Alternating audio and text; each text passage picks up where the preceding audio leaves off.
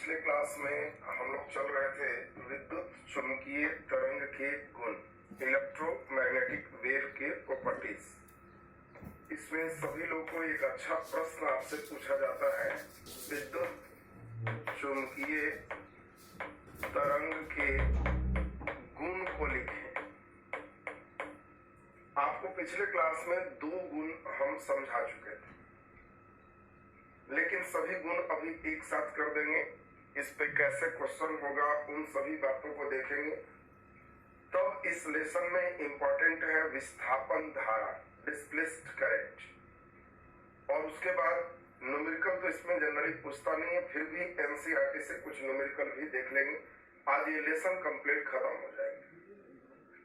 देखिए, विद्युत चुंबकीय तरंग के पहला गुण सभी को याद भी होगा, हम फिर से लिख भी देते हैं। गुण आप सभी को याद है कि विद्युत चुंबकीय तरंग में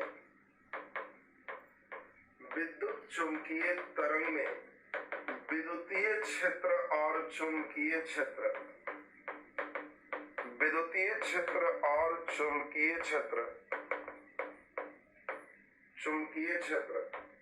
परस्पर लंबवत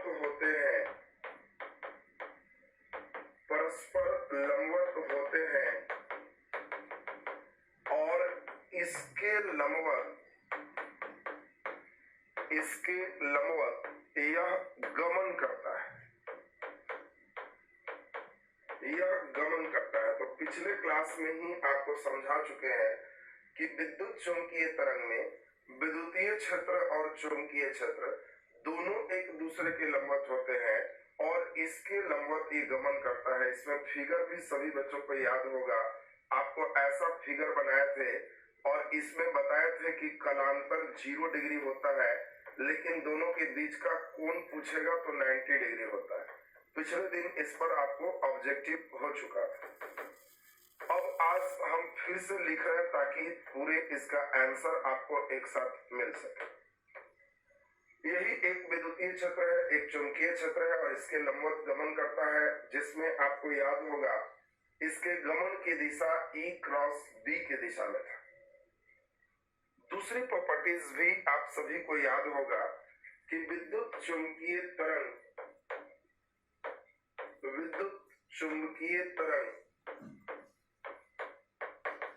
का निर्वात में वेग आपको याद है C बराबर 1/√μ0 होता है, जिसका मान पिछले क्लास में मान कैसे आया था ये भी हम आपको बना भी दिए थे। इसका मान 3 × 10⁸ मीटर प्रति सेकेंड होता है। 2 प्रॉपर्टीज पिछले क्लास में दोनों हो चुका है। अब आज के क्लास को हम आगे की ओर बढ़ा रहे हैं। इसमें जितने भी प्रॉपर्टीज हैं एक जगह कर देंगे ताकि आप कॉपी में एक जगह लिखो, आपको भी आसानी हो। विद्युत चुंबकीय तरंग की तीसरी प्रॉपर्टीज आपको ध्यान रखना है कि विद्युत चुंबकीय तरंग के माध्यम गमन के लिए माध्यम की आवश्यकता नहीं होती। यह निर्वात में भी गमन कर सकता है, बिना माध्यम के भी गमन कर सकता है। तो तीसरी प्रॉपर्टीज हो गई, विद्युत चुंबकीय तरंग के गमन के लिए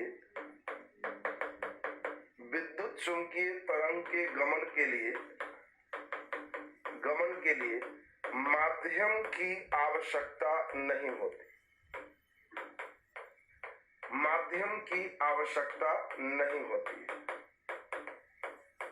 तो आपको बिल्कुल दिमाग में तीसरा नंबर भी सेट हो गया होगा कि क्या निर्वात में विद्युत चुंबकीय तरंग गमन करेगा, तो यस करेगा। विद्युत चुंबकीय तरंग के गमन के लिए कोई माध्यम की जरूरत नहीं होती है, यह निर्वात में भी गमन कर सकता है। चौथा नंबर बहुत इंपॉर्टेंट है, विद्युत चुंबकीय तरंग आपको ध्यान रखना है, अनुप्रस्थ तरंग होते हैं।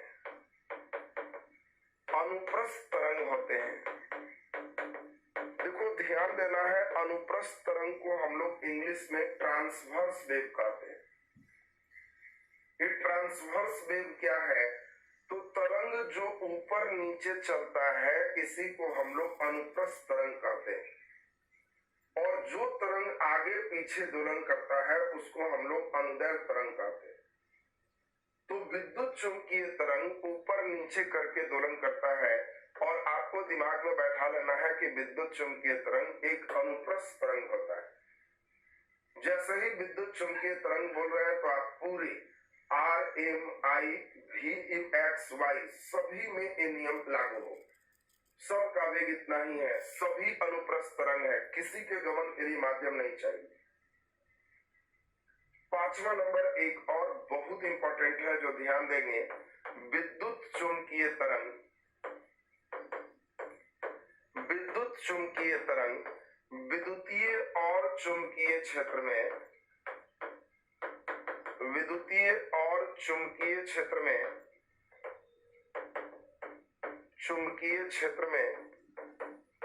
विचलित नहीं होता है।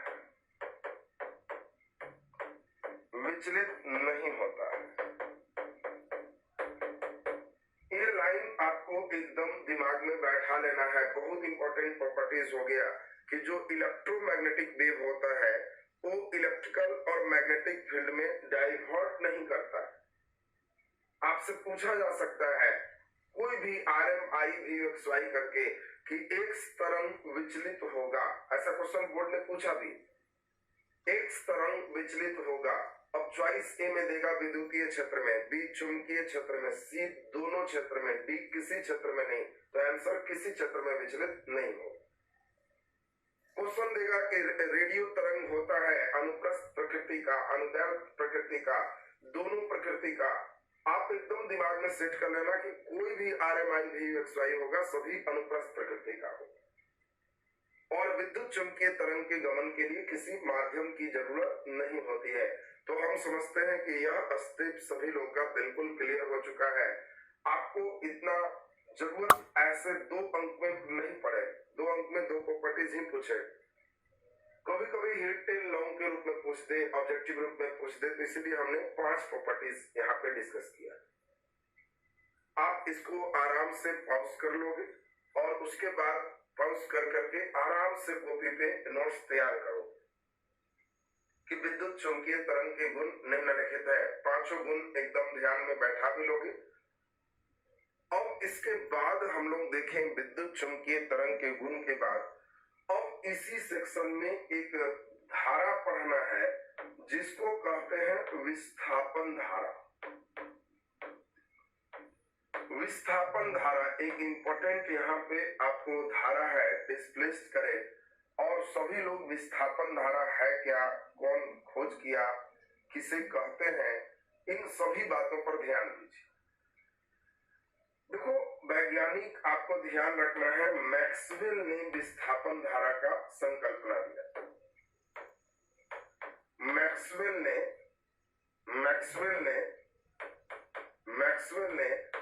विस्थापन धारा का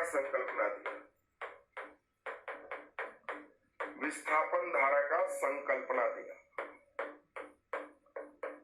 तो आपको सबसे पहले ध्यान रखना है कि विस्थापन धारा का संकल्पना किसने दिया, तो मैक्सवेल। ये मैक्सवेल ही पहला वैज्ञानिक थे, सभी व्यक्ति को याद होगा, कि जिसने विद्युत चुंबकीय तरंग का नाम दिया था।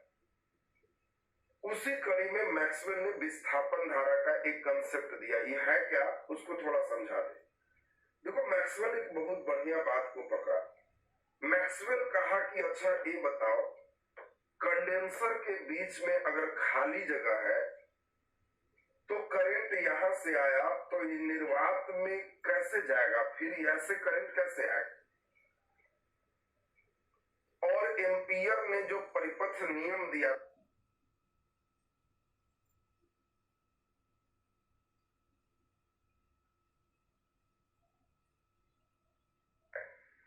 एक नियम ही गलत है। किरचॉफ ने जो संधि नियम दिया था, किसी संधि पर आने वाला धारा जाने वाला धारा बराबर होता है, नियम देखो फेल है। कंडेंसर के बीच में खाली है, आने वाला धारा तो है, जाने वाला कहाँ है, कहाँ धारा जा रहा। इस संधि पर आने वाला धारा कुछ है नहीं, जाने वाला धारा निकल रहा है, तो कैसे होगी। चुंबकीय क्षेत्र के रेखीय समाकलन म्यू0 गुने आई है, यहाँ आई तो 0 है, तो ये पूरा सेक्शन 0 हो जाएगा, जबकि यहाँ विद्युतीय क्षेत्र है, चुंबकीय क्षेत्र है, 0 नहीं है। और इसी कारण से मैक्सवेल ने कहा कि देखो धारा दो तरह का होता है। अगर धारा तार से होकर गुजरता है तो इसको चालन धारा कहते हैं, कंडक्टर करंट कहते हैं। और अगर धारा निर्वात में चलता है, कोई तार नहीं है तब भी चलता है, तो इसको डिस्प्लेस्ड करंट कहते हैं, विस्थापन धारा कहते हैं। देखो मैक्सवेल ने दो कंसेप्ट दिया, निर्वात में विस्थापन धारा होता है, तार में चालन धारा होता है। और इसने कहा कि नियम देखो, अब आने वाला धारा आईसी है, जाने वाला धारा आईडी है। निर्वात में आने वाला जाने वाला बराबर होता है, इधर आईडी 0 है तो यहाँ आईसी 0 है, फिर यही आईडी आईसी में बदल जाता है, नियम सही हो। और उसने एम्पियर के परिपथ नियम में सुधार किया, कहा कि देखो भाई केवल आई मत बोलो, गड़बड़ हो जाएगा, आईसी प्लस आईडी बोलो तो अब सही हो जाएगा। कैसे सही हो? क्योंकि जब यहां चलोगे तो आईसी 0 आईडी काम करेगा, यहां चलोगे तो आईडी 0 केवल आईसी काम करेगा, और ये नियम सब जगह तुम्हारा सही हो जाएगा। अब आप समझ गए होंगे विस्थापन धारा का मतलब मैक्सवेल ने क्या बताया। विद्युतीय फ्लक्स में परिवर्तन के दर के कारण, चुंबकीय नहीं, विद्युतीय फ्लक्स में परिवर्तन के दर के कारण उत्पन्न धारा को विस्थापन धारा कहते हैं। इसे आईडी से सूचित करते हैं। ID means displaced current, IC माने कंडक्टर से जो करंट चले,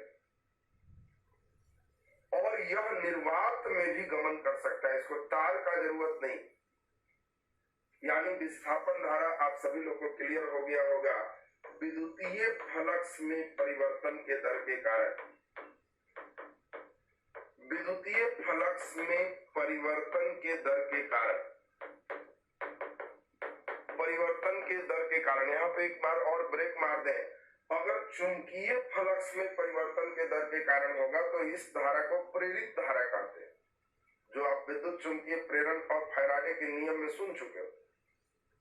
लेकिन अगर विद्युतीय फ्लक्स में परिवर्तन के दर के कारण होगा तो इसको विस्थापन धारा कहते हैं। परीक्षा में बड़ा शानदार ऑब्जेक्टिव देता है, लगभग बच्चे गलत करते हैं। देता है विद्युतीय फ्लक्स में परिवर्तन के दर के कारण उत्पन्न धारा है, चॉइस ए दे दिया प्रेरित धारा, बी चालन धारा, सी विस्थापन धारा। तो टर्म ध्यान देना, चुंबकीय फ्लक्स होगा तो मुस्कुराना की समझ गया प्रेरित धारा, और विद्युतीय फ्लक्स होगा तो विस्थापन धारा। तो विद्युतीय फ्लक्स में परिवर्तन के दर के कारण उत्पन्न धारा को विस्थापन धारा कहते हैं। उत्पन्न धारा को विस्थापन धारा कहते हैं।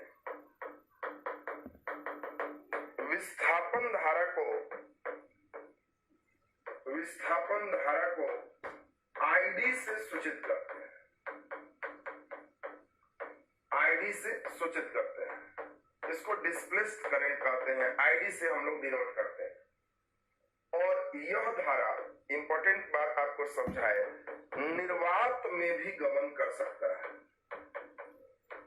निर्वात में गमन कर सकता है।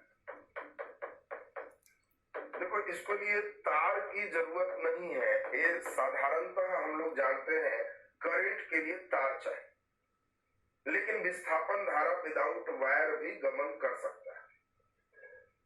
कैसे आता है परीक्षा में विस्थापन धारा 2 अंक का आ सकता है, तो आप इस पूरी बात को लिखोगे और डेरिवेशन भी कर दोगे कि आप पहले से पढ़ चुके हो। संधारित्र के बीच में आपको पहले से पढ़ाए हुए हैं, E बराबर फार्मूला सिग्मा बटे एप्सिलॉन नॉट होता है। ये पहले से तुम्हें इलेक्ट्रोस्टेट में ही पढ़ा चुके हैं। कंडेंसर के बीच में E बराबर सिग्मा बटे एप्सिलॉन नॉट होता है, जहां सिग्मा पृष्ठीय आवेश घनत्व है। ये तुम्हें इलेक्ट्रोस्टेट में ही पढ़ाया। और जल्दी बताओ, E बराबर सिग्मा का फार्मूला होता है Q बटे ए एप्सिलॉन नॉट। तो हम लोग अपने अपने से सिग्मा को हटा के क्यू बटे ए इप्सिलॉन नॉट यहां डाल दी। तिरछा गुना अगर करेंगे तो आप खुद ही समझ लोगे कि क्यू बराबर क्या हो जाएगा, E A epsilon naught, E A epsilon naught, ये क्यू का वैल्यू होगी। और सभी बच्चे बता सकते हो अगर इसको डिफरेंशिएट कर देंगे तो यही डी बाई डी टी सभी जगह हो गया। बोलो, यही D Q by D T को हम लोग आई कहते हैं और ये डिस्प्लेस्ड करंट, यही विस्थापन धारा। यहाँ पे इप्सिलॉन नॉट कांस्टेंट है, बाहर कर लो, डी बाई डी टी ज्यों का त्यों और ई ए ज्यों का त्यों। और सारे बच्चे को मालूम है ये लाइन जो भी हम लिखने जा रहे हैं, डिस्प्लेस्ड करंट बराबर इप्सिलॉन नॉट ज्यों का त्यों डी बटा डी टी, और सभी बच्चे को मालूम है ई ए। तो आपको याद है विद्युतीय क्षेत्र गुना क्षेत्रफल, इसको विद्युतीय फ्लक्स कहते हैं, बी ए को चुंबकीय फ्लक्स कहते हैं और इसीलिए इसको विद्युतीय फ्लक्स भाई लिखे हैं। विद्युतीय फ्लक्स में परिवर्तन के दर के कारण उत्पन्न धारा विस्थापन धारा कहलाता है और विस्थापन धारा निर्वात में भी गमन कर सकता है। अगर कभी परीक्षा में आ गया विस्थापन धारा क्या है तो आप इतनी बात लिख करके ये पूरा डिराइव कर दोगे कि आई डी बराबर epsilon naught D phi by D T formula होता है। अब सभी को ये पूरा क्लियर हो चुका है और इसी कारण से आपको ध्यान आ गया होगा, क्वेश्चन आएगा कि मैक्सवेल ने एम्पियर के परिपथ नियम में, एम्पियर के परिपथ नियम में क्या सुधार किया, क्या सुधार किया? एक क्वेश्चन है, देखो बहुत अच्छा क्वेश्चन अभी आपको दिए। क्वेश्चन ये भी पूछता है कि मैक्सवेल ने एम्पियर के परिपथ नियम में क्या सुधार किया। तो आप सभी को अभी हमने समझाया कि एम्पियर का परिपथ नियम है, किसी बंद परिपथ में चुंबकीय क्षेत्र के रेखीय समाकलन का मान चुंबकशीलता नियतांक और धारा के गुणनफल के बराबर होता है, लेकिन कंडेंसर के बीच में धारा का मान 0 होता है और वहां एम्पियर के परिपथ नियम लागू नहीं होता, इसीलिए इसमें सुधार की आवश्यकता थी और इस सुधार को मैक्सवेल ने किया। और मैक्सवेल ने कहा कि किसी बंद परिपथ में चुंबकीय क्षेत्र के रेखीय समाकलन का मान चुंबकशीलता नियतांक और चालन धारा और विस्थापन धारा के योग के गुणनफल के बराबर होता है। यानी इसने दोनों टर्म दे दिया, एक चालन धारा भी और एक विस्थापन धारा भी, तब जाकर के इसका नियम पूरा होगी। तो आपको कहना क्या है आंसर में, जरा ध्यान दीजिए। आंसर में आप कहोगे कि एम्पियर के परिपथ नियम, एम्पियर के परिपथ नियम संधारित्र के प्लेटों के बीच, संधारित्र के प्लेटों के बीच लागू नहीं होता है, लागू नहीं होता है, जिसके कारण मैक्सवेल ने इसमें सुधार किया, मैक्सवेल ने इसमें सुधार किया। एक सबसे इंपॉर्टेंट बात ध्यान रखना, आपको पूछा जाएगा कि क्यों सुधार किया, ये भी लाइन आपको इंपॉर्टेंट चीज याद हो गया होगा। चूंकि यह संधारित्र के प्लेटों के बीच में लागू नहीं होता, इसीलिए सुधार किया। और क्या सुधार किया? तो मैक्सवेल के सुधार के अनुसार, मैक्सवेल के सुधार के अनुसार नियम क्या हो गया? किसी बंद परिपथ में, किसी बंद परिपथ में चुंबकीय क्षेत्र के रेखीय समाकलन का मान, रेखीय समाकलन का मान, रेखीय समाकलन का मान चुंबकशीलता नियतांक, चुंबकशीलता नियतांक और चालन धारा तथा विस्थापन धारा के योग के गुणनफल के बराबर होता है। योग के गुणनफल के बराबर होता है। देखो तुरंत याद हो जाएगा, देखने में बड़ा लग रहा है लेकिन अभी तुरंत बोलेंगे तो सभी कहोगे कि सब तुरंत याद हो गया, इसमें तो कोई भारी नहीं पड़ा। क्या कहा इस बात को एक बार फिर से सुन लीजिए। इसने कहा कि किसी भी बंद परिपथ में जो चालन धारा और विस्थापन धारा है, इन दोनों को जोड़ दो, इन दोनों के गुणनफल के बराबर होता है। पहले क्या कहा था? बंद परिपथ में चुंबकीय क्षेत्र के रैखिक समाकलन का मान चुंबकशीलता नियतांक और धारा के गुणनफल के बराबर होता है। बस इतना ही था एम्पियर का परिपथ में। लेकिन मैक्सवेल ने उसमें सुधार किया और मैक्सवेल कहा कि देखो भाई, संधारित्र के बीच तुम्हारा नियम लागू नहीं हो रहा और धारा दो तरह का होता है और इसीलिए इस धारा को केवल आई मत बोलो, इसको IC प्लस ID बोल दो, तो अब तुम्हारा नियम एकदम सही हो गया। और बस यही सुधार। अब जो लिखे हैं उसको एक बार बोलेंगे, सभी को क्लियर हो जाए। आपको कहना है एम्पियर का परिपथ नियम संधारित्र के बीच प्लेटों के बीच लागू नहीं होता। इसके कारण मैक्सवेल ने इसमें सुधार किया और मैक्सवेल के सुधार के अनुसार किसी बंद परिपथ में चुंबकीय क्षेत्र के रैखिक समाकलन का मान चुंबकशीलता नियतांक और चालन धारा और विस्थापन धारा के योग के गुणनफल के बराबर होता है। नियम खत्म है। तो हम समझते हैं कि अब आराम से आप विस्थापन धारा क्या है और विस्थापन धारा के बाद मैक्सवेल ने इसमें क्या सुधार किया, ये दोनों स्टेप आपका क्लियर हो गया। हम एक एक करके पॉज करवा दें ताकि आप पूरे आराम से पहले विस्थापन धारा पूरा बढ़िया से लिख सको। पॉज करके विस्थापन धारा को खूब बढ़िया से इसको पहले लिख लेगा कॉपी में। विस्थापन धारा जब कंप्लीट हो जाएगा तो अब इसमें क्या मैक्सवेल ने एम्पियर के परिपथ नियम में सुधार किया, फिर इसको आप लिख दें। अब इसके साथ ही आपका यह लेसन कंप्लीट खत्म हो गया। यह लेसन में मेन 2 अंक से 3 अंक का ये लेसन था और हम समझते हैं कि आप बहुत शानदार ढंग से बना पाओगे।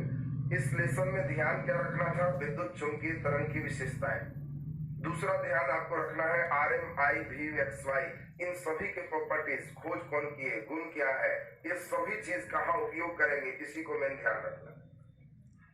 और इसके बाद विस्थापन धारा, इसके बाद आपको देखना था एम्पियर के परिपथ नियम में सुधार। काम कंप्लीट हो।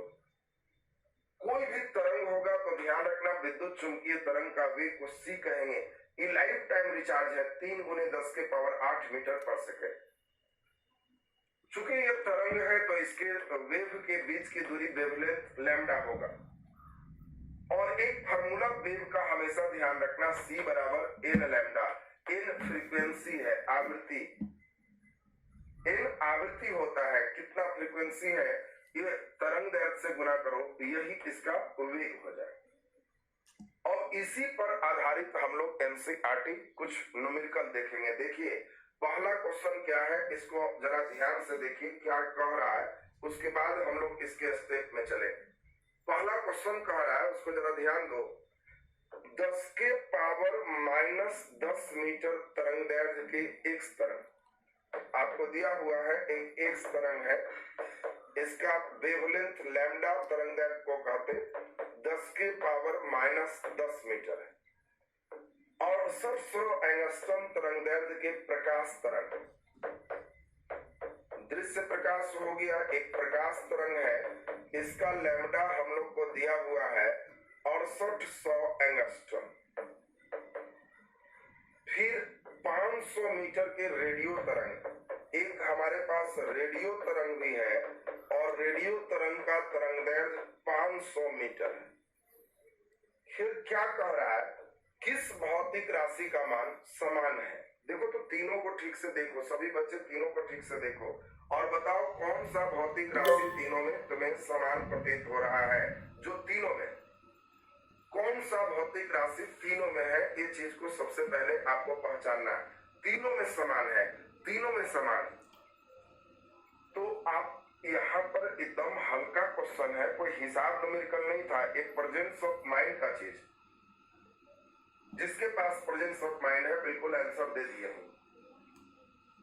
लैम्डा सबका चेंज है, हम लोग पढ़ रहे हैं सबकी आवृत्ति भी बढ़ती घटती, लेकिन RM I VX Y इस सभी का वेग समान होता है और वेग समान होता है सबका वेग। आपको मालूम है 3 गुने 10 के पावर 8 मीटर पर सेकंड होगा। किस भौतिक राशि का मान समान होगा? वेग सभी का समान होगा। आंसर हो। देखो जो पीछे कंसेप्ट दिए हैं बस उसी का काम था और कुछ नहीं करना।